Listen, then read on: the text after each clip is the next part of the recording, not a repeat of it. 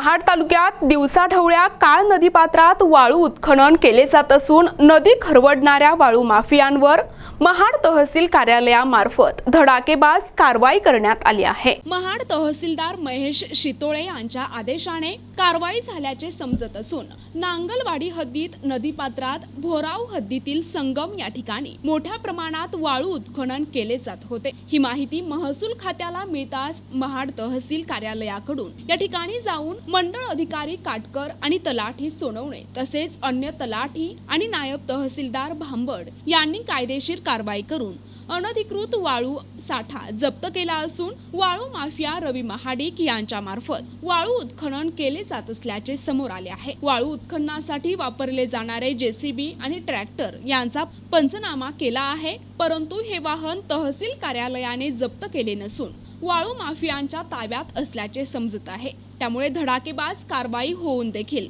वाळू माफियांना दिलासा मिळत असल्याची चर्चा सर्वत्र सुरू आहे। प्रतिनिधी देवेंद्र दरेकर, NTV न्यूज मराठी, रायगड।